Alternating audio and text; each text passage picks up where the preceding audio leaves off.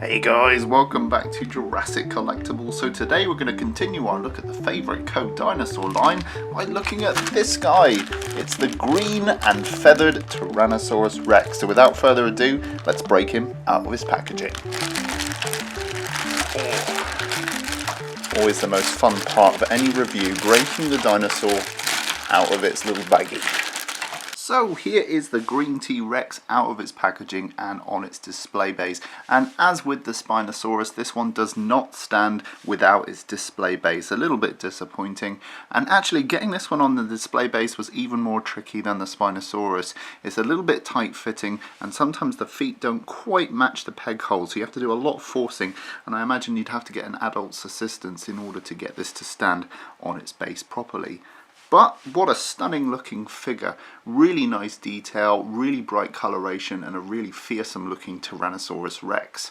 So let's take a closer look. Today's tea is in the R2-D2 mug, so let's get started. So starting off with the display stand, you can see we've got a nice rocky base for the Tyrannosaurus Rex. As I said, the peg holes don't exactly match the position of these feet indentations. Whether that's just because the dinosaur's warped in transit, I don't know, but it's just a little bit tricky to get them to stand fully on this base. Having said that, we've got a nice rocky sculpt going on with some dark greys, some lighter greys, and then some highlights in this sort of yellowy colour.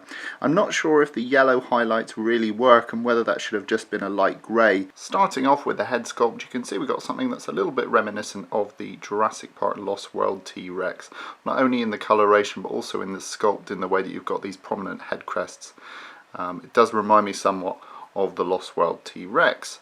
But apart from that, a really nice looking head sculpt, really nice scaling detail going on. The interior of the mouth has been sculpted and painted. They haven't used a combination of colours, it's just one sort of solid pink colour. The teeth have been painted nicely, you can see that there, and they're needle-like and sharp. So overall, a really nice looking head sculpt. As we move down the neck, you can see there's some really nice sculpted folds and creases. You can see here this veining going down where there's some baggy skin. As we move into the shoulder area, you can see there's lots of nice creases here and the indication of the musculature of the shoulder area. Nicely sculpted forearms, and they've got little tiny sculpted feathers. They look a little bit regular and square, but it's nice that they've added that to this variant of the T-Rex. I don't know if you can see it there, but we've got painted finger claws, and there's a little bit of a spillage with the paint. The claw has been painted too much of the finger area there, but it's not too bad. Moving up across the ribs, you can see some really nice creases joining up with the torso. As we move into the leg, you can see some really nice indication of the musculature rippling underneath this leg. And it's really clear on the lower leg, where you can see this muscle is really bulging, maybe a little bit too much for my liking, but it's nice to see that they've sculpted that anatomy in there. A really nice splayed dramatic foot. Really big fan of this. It's not something you see often. Just a really dramatically posed foot with individually painted toe claws and just a really nice sculpt. You can see the dew claw hanging off the back, and there's the prominent bone of the ankle. Really, really nice. Moving back up to the rest of the body, really nice use of this black paint across the back. Really contrasts with this dark green. And then as we move along the tail, you can see the combination of all three colours there. You've got this nice sort of yellowy green, this darker green, and then this grey-black. And you can see there's lovely fine detail feathers running all the way along the back, starting here at the top here of the neck, moving all the way down. And they've just embellished that with just a little bit of brown to let you know that it's almost like this downy, feathery fur, a bit like an ostrich.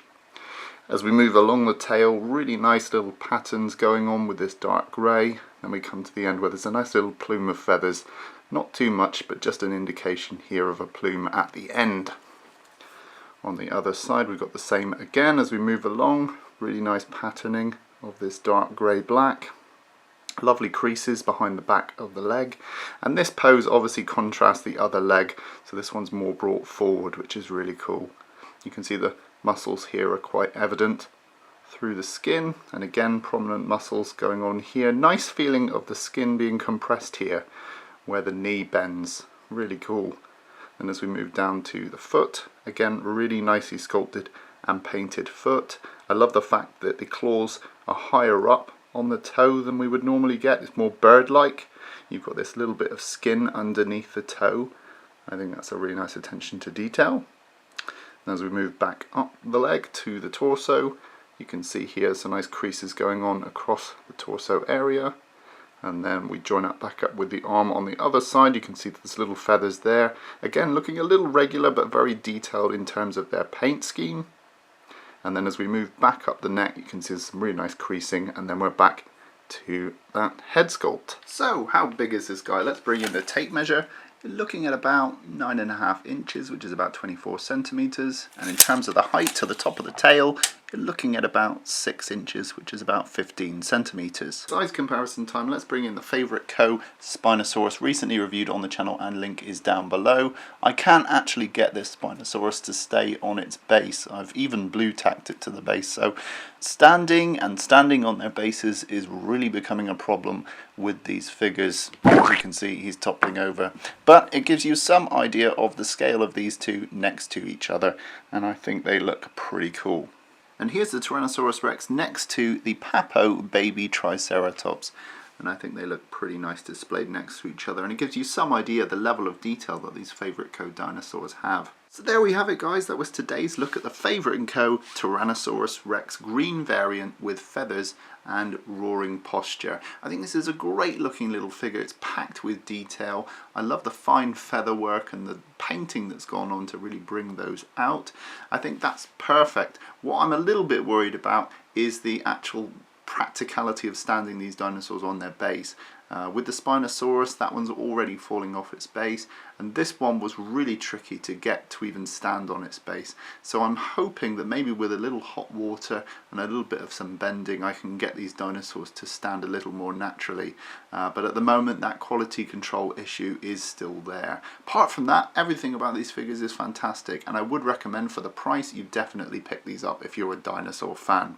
So if you haven't already, check out our unboxing of all the favourite co-dinosaurs, and then if you've got this far in the video, I want you to leave a comment down below stating which dinosaur from the favourite co-box you'd like to see next. Okay guys, in the meantime, rate, comment and subscribe, and I'll see you in the next video. Figures.